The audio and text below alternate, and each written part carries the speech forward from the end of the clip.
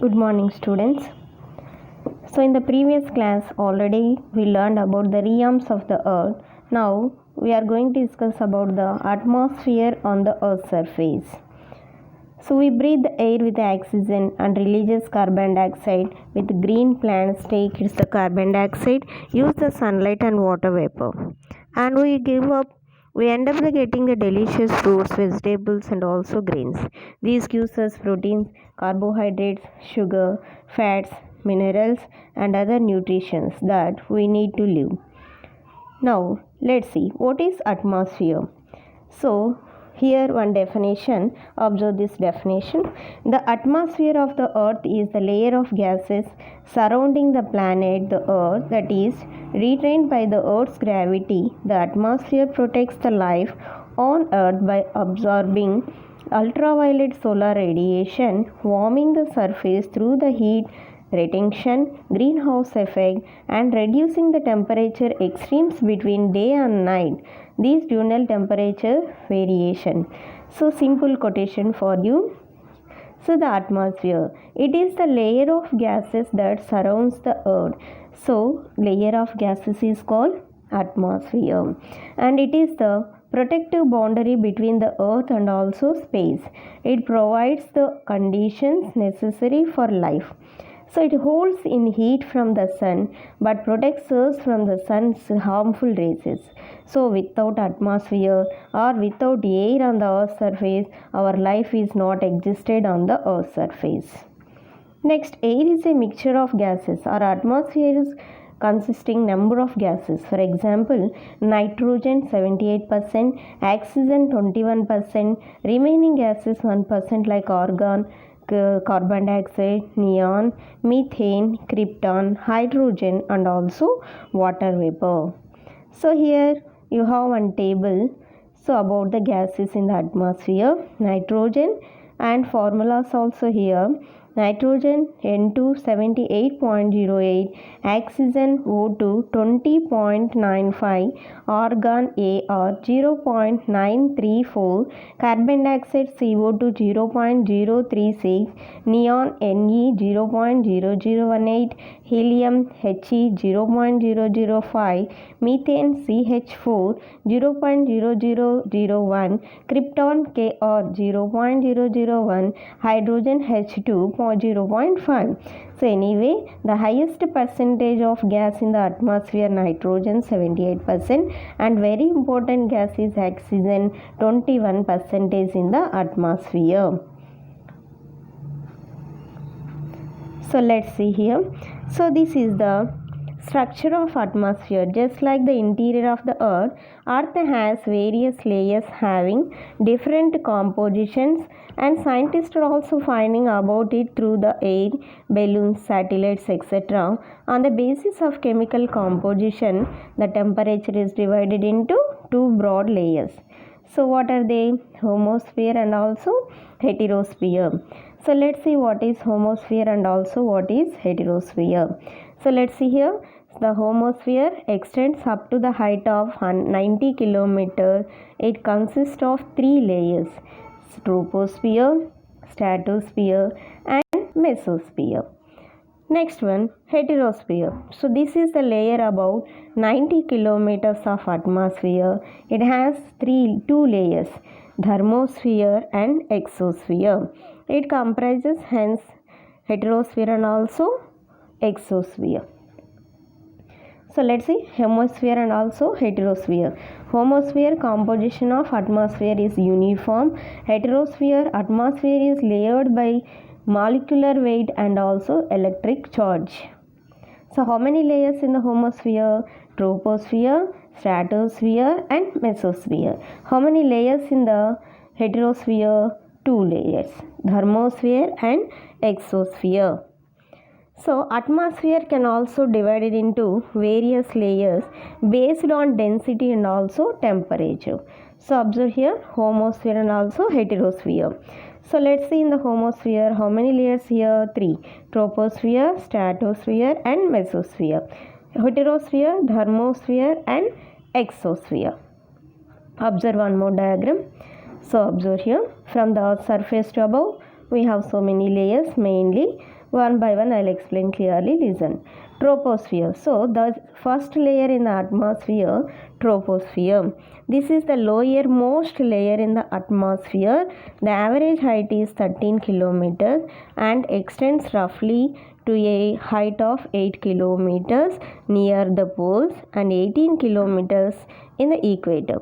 The thickness of this layer greatest at the equator because the heat is transported to great heights by a strong convectional currents. Condensation, evaporation, precipitation, rainfall, cyclones, etc. are also occur in this layer. So, where we find out the evaporation, condensation, precipitation, rainfall only in the troposphere. Next one, stratosphere. So, this is the layer extends up to 50 kilometers. This layer almost free from the clouds and associated the weather phenomenon and making the conditions most ideal for flying jet aircrafts. One important feature of this stratosphere is that it contains the ozone layer. Very important. So, stratosphere contains the ozone layer. Next one, mesosphere. So, observe here comets and also stars. It extends up to 80 kilometers. Mesosphere is burned up in this layer and entering from the space. The temperature starts decreasing with the increasing in altitudes. Next one, thermosphere. It extends up to 4000 kilometers. In thermosphere, temperature rises rapidly with the increase in height. It contains electrically charged particles known as ions and radio waves transmitted from the earth and we reflected back to the earth by these iron. It also called ionosphere. So thermosphere is also called ionosphere. Next, last one, exosphere. It is nothing but space. It is the upper layer of the atmosphere. This is the highest layer and very little known about it. So which is called first layer here? Troposphere. Where we find out the ozone layer? Stratosphere. So which is called ionosphere? Thermosphere. Which is called space here? Exosphere. So where we can see the climatic changes, in which layer we find out the climatic changes? In troposphere. Understood all of you? Next one, pressure belt. So this is the pressure belt. So observe here, the earth's surface does not have same in all the places. Land heats up faster than sea and land deep inland heats up faster than land near to the sea level. So the air above the land gets heated more quickly and when it comes to cooling land and cools faster and water cools down slower in comparison to the each other. The water moves from higher place to lower pressure and heat moves from warmer objects to cooler objects. Air moves from areas from higher pressure to lower pressure areas. When air moves, like we called it wind. So the wind or the streams along the coastal Andhra Pradesh experiences cyclones, which are very high speed of winds. So the winds are moving all over the world at the equator. The high temperature, observe here. So the high temperature heats up the atmosphere and the hot air rises, creating the lower pressure or the earth's surface around the equator. This lower pressure belt is called equatorial low pressure belt or intertropical convergence zone. So where we find out ITCZ, intertropical convergence zone. We find out this zone near the equator or equatorial region. So here, the winds are moving from lower pressure to higher pressure. So observe the arrow marks here. Arrow marks are trade winds. Southeast trade winds, northeast trade winds, again southeast trade winds. It moving from equator to poles and poles to equator. One more diagram. So the air in the area of North Pole and South Pole. So this is North Pole and also South Pole. And so cold that the air here the higher pressure, then in the area of latitudes along the Arctic Circle in the north and the Antarctic Circle in the south, subpolar low pressure belt, so the polar winds rush towards this lower pressure area and they meet at one particular point. We called it polar winds. So next, very important, types of winds. So we have mainly three types of winds: planetary winds, seasonal winds and local winds. So how many types of winds here? Three types: planetary winds, seasonal winds and local winds. Let's see what is meant by planetary winds. So observe this slide. So this is planetary winds. These winds blows across the entire planet. They generally blow at the same speed and direction. Some are high in the atmosphere and you cannot feel them on the ground. Each hemisphere contains three wind belts that divide serve the planetary winds like trade winds, westerlies and easterlies. So already studied about the trade winds. Trade winds are blowing from equator to the poles, and westerlies, near the Atlantic Ocean, especially Europe. Europe receives the westerlies from the Atlantic Ocean. Next, easterlies. So these trade winds, westerlies and easterlies comes under planetary winds. Next one, seasonal winds. So let's see here, seasonal winds. So what are called seasonal winds? Reiterated the regions are seasonal winds. So India receives the rains mostly from the monsoon winds. So monsoon winds comes under seasonal winds.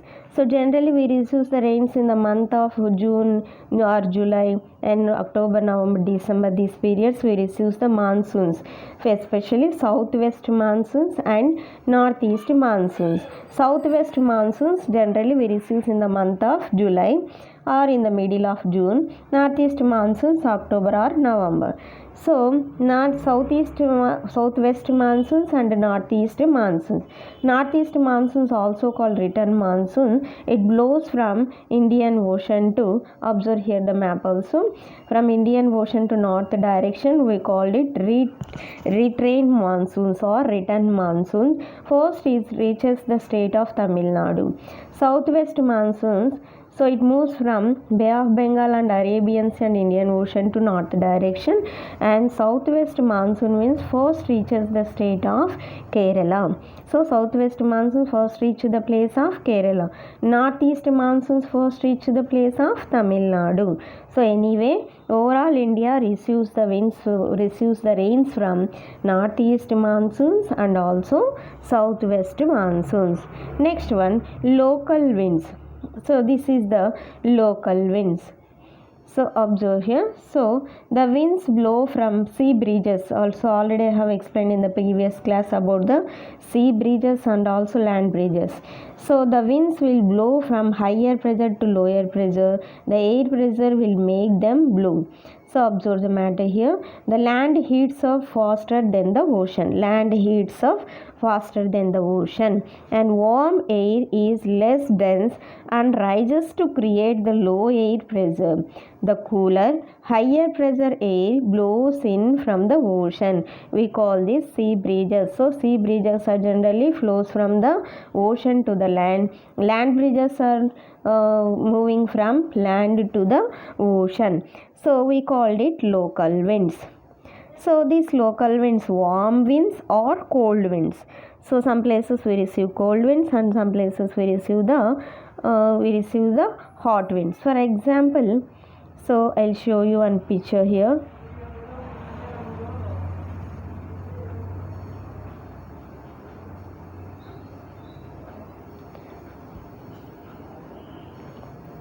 So observe here, cold winds and warm winds throughout the world. Pampero, Grayscale, Bora, Tremaden and Mistral. Warm winds, Fo, Chinook, Jonda, Low and Sirocco.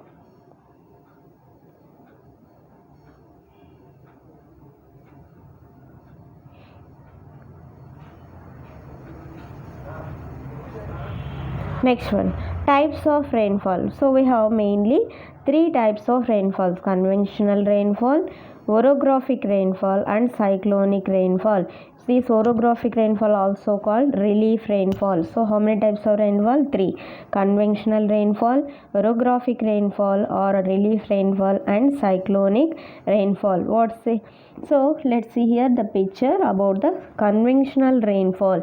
So generally these type of rains mostly occurs in the month of April and May. Why? So these conventional rainfall mostly occurs in the summer season. So how can we receive this conventional rainfall only in the summer season? So come on, observe. So due to the heat of the sun, the ocean water changes into vapor. So this vapor moves from land to the sky. So when it goes slowly after getting the cool air, this vapor changes into water and it falls like a rain on the earth's surface. So the vapor, due to evaporation, condensation, we receive the rainfall from the sky in the summer season. We called it conventional rainfall. Convection, vapor convection into water. So this conventional rainfall mostly occurs in the month of May and April and during summer season. Next one, orographic precipitation. Orographic means near the mountains or hills. So it results when warm, moist air of the ocean it forced to rise by the large mountain. As the air rises, it cools moisture in the air and condenses and clouds and precipitation. The result of the windward side of mountain, while the leeward side receives the very little. This is common in British Columbia. So anyway, orographic rainfall. What is meant by orographic rainfall? So for example, so the water vapor due to evaporation and condensation, the clouds are formed in the sky. These clouds are transformed from one place to another place. So at a time, so clouds are abstracted by the top of the hills or mountains. So wherever the clouds are abstracted by the hills or mountains, the places receives the high rains from the clouds. We called it orographic or relief rainfall. Next one, cyclonic rainfall. So mostly cyclonic rainfall we observe in the middle of the ocean. Most of the areas, especially coastal areas, totally affected by the cyclonic rainfall. So depressions are the areas of low pressure formed when cold and warm air meets. The warm air rises above the cold air to form a front. There are two types of fronts depending on the way in which the air masses are moving. So these cyclonic rainfall are happened in the depression in the middle of the ocean. Most of the coastal areas hit by the cyclonic rainfall. So if we have a textbook, so observe here about the cyclonic rainfall. Cyclonic rainfall. So this type of rainfall occurs when moist air over the heat ground becomes warmer than the surrounding air and it forced to raise the expand, cool and yield some of its moisture. Conventional rainfall is common in low latitudes and on summer days in the interior part of the continents. So do you understand? Conventional rainfalls are mostly common in summer season. So and usually come in the form of short heavy showers just after the hottest part of the day, sometimes accompanied by the thunder and also lightning. So this is the picture indicates about the cyclonic rainfall. So observe here clouds and also evaporation, precipitation and condensation. Next, orographic rainfall or relief rainfall. Orographic is the rainfall is also sometimes called orogenic rainfall. We get this term from the Greek words meaning mountain. Words means mountain. These occur when moist wind is forced to rise over the mountain or other elevation in this world. So most of the orographic rainfall we observe near the mountains or near the hills or relief rainfall. So it is derived from the word oros. Oros means mountain. So oros is a Greek word. What is the meaning of oros here? Mountain. So next, so observe here. So this diagram indicates about the orogenic rainfall or relief rainfall. So these clouds are abstracted by the top of the hills, and the place which are near the mountain or hills, they are receiving heavy rains from the clouds. Next one, cyclonic rainfall. This type of rainfall is associated with the passage of cyclone or depression. There are two types of cyclones, tropical cyclones and temperate cyclones. Tropical cyclones mostly we observe near the equator. Temperature cyclones in Bay of Bengal and Arabian Sea. The term cyclone is derived from the Greek word kyklon. So cyclone is an English word. It is derived from the Greek word kyklon. Kyklon means revolving. What is meant by kyklon? Revolving. It is a Greek word. So cyclone is a word derived from which word? Greek word. So Greek word kyklon. What is the meaning of kyklon here? Revolving. So the tropical cyclones are warm and core vortex circulation of tropical origin with a small diameter, often of an approximately circular shape, minimum surface pressure 900 MB, and with sustained maximum winds of at least 33 million seconds. So they are developed on the warm sea surface 26 degrees Celsius to 27 degrees Celsius and moves towards the land. So the winds are lifted up by the moving of cyclones, and uplifted air gives the heavy rainfall. The temperature cyclones occur when the cold, dry, dense air masses coverage with warm, wet, lighter air and also masses. So anyway, what is meant by cyclonic rainfall? Due to the depression in the middle of the ocean, it formed like a whirlpool. Whirlpool means cyclone. So this cyclone is the English word derived from the Greek word kyklon. Kyklon means revolving. Observe here, the water is revolving in the middle of the ocean and formed like a cyclone. This cyclonic water totally absorbed by the clouds. Clouds are moving from one place to another place. So the places which are near the coastal areas receives the cyclonic rainfall. So next one, local winds. So if you have a textbook, so observe in your textbook.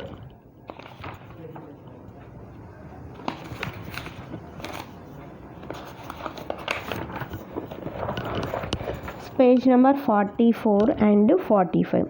So these are the local winds. Local winds, hot local winds, cool local winds. So Chinook are the hot local winds in Rocky Mountains, especially in the USA and Canada.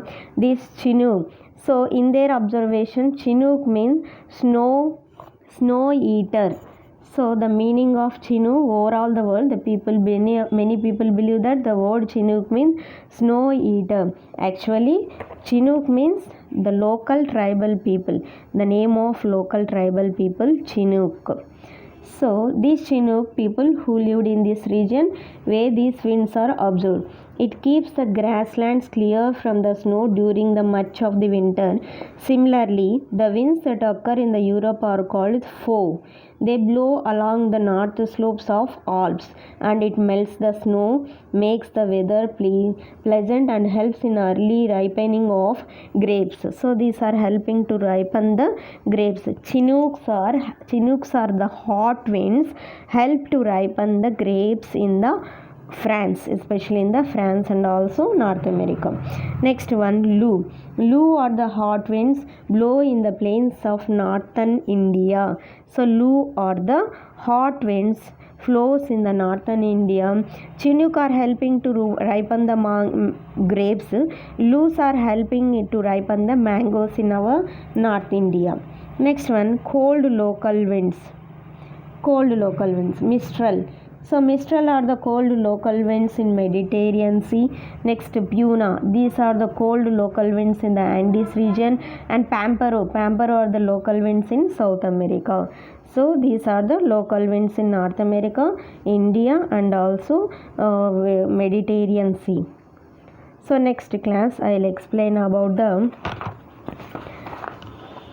biosphere. Thank you, students.